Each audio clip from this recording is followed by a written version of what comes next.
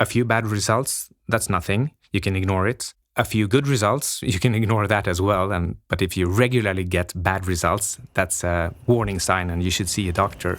I sent 2 units. They're bringing her down now. No, Lieutenant, your men are already dead. The future is approaching faster than ever. Technological change is speeding up, and your already maladapted evolutionary mismatches are multiplying.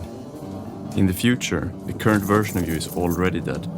The way around that is to keep learning, keep evolving, mentally, psychologically, physically, and financially.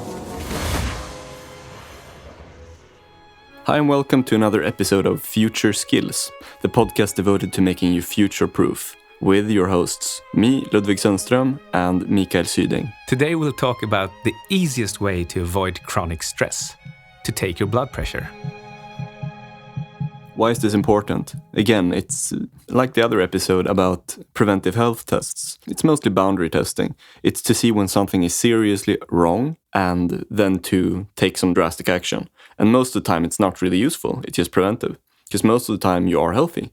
But when something is really wrong, you do want to know it in advance. And this is a way that you can gauge this before it happens. And measuring your blood pressure is one of the easiest and cheapest thing you can do at home to just keep track of your bodily stress levels. Yeah, and the way you do it is that you buy a blood pressure monitor. And we both have one from the brand Omron. I think we have a different one, but I think it costs roughly the same. Mine cost about $100. It's pretty good. Yeah, I think mine actually was a little bit cheaper than that. But they give consistent readings, and the readings I get are also consistent with the ones I got during my semi-annual health checkups at work. So they seem to give pretty good results. Of course, you shouldn't rely on them. Especially not if you get high readings all the time, then you should really go and get a qualified gauge. But for everyday use and for making sure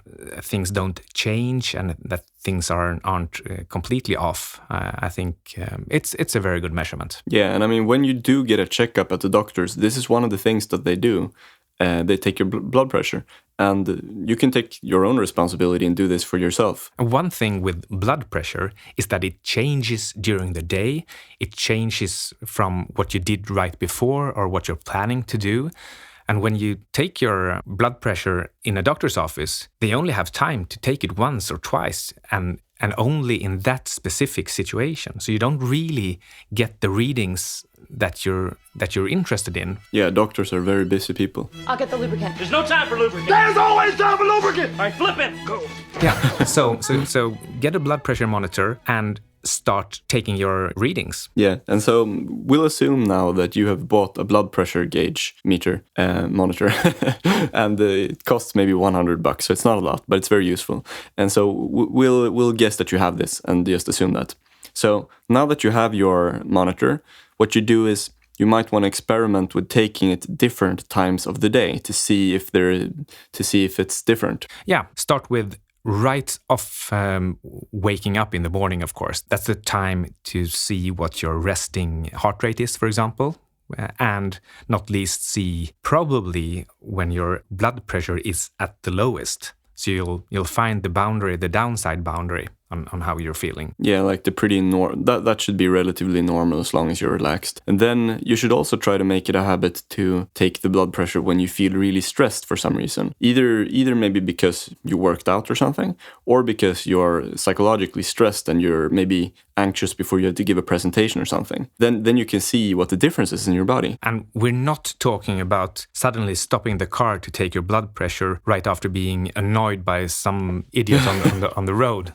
So we're not talking about gauging your road rage readings, but rather if you suddenly at home at just any point in the day feel you're getting stressed up over something, some plan or some travel or some problem you're having. Yeah, so the point is you would learn, like, this is what's normal for me when I'm relaxed, and then this is what's relatively normal for me when I feel stressed. Those are the two different states. And then what you want to do is you want to write down your results. And when you write down your results, depending on the blood pressure monitor, some of them only have 2 metrics, but most of them have 3 metrics. And these 3 metrics are systolic pressure, diastolic pressure, and resting beats per minute, heart rate. So I can never remember which one is systolic and which one is diastolic, but one is the high number and one is the low number. Yeah, systolic is the high number, and that's diastolic is the lower. All right, so systolic is when the heart pumps out blood. So it's the push, and the diastolic is the low one, actually the lack of push. Right, okay. So you have these in an order where it's like it starts on top of the meter with the systolic pressure, and then under that in the second place is the diastolic pressure, and then third is the pulse. If you then consider like what are good and bad results, well, it's very hard to say because everyone is different. Some people can have much higher or lower than other people can have and still be very healthy. So it's very hard to say specifically.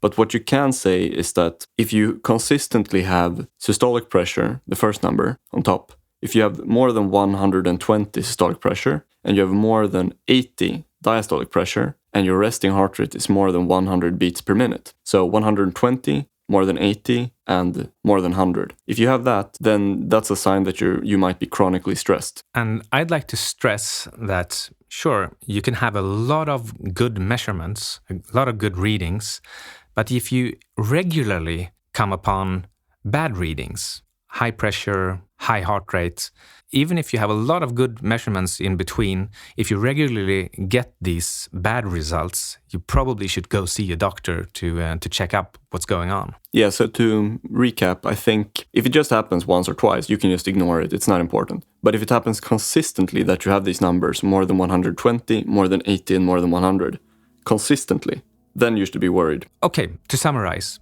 a stressed body is a stressed body. And you can gauge this very simply by getting a blood pressure monitor and using it. Use it regularly and write down the results. Keep track. A few bad results, that's nothing. You can ignore it. A few good results, you can ignore that as well. But if you regularly get bad results, that's a warning sign and you should see a doctor. What we're saying today is get the monitor and start monitoring.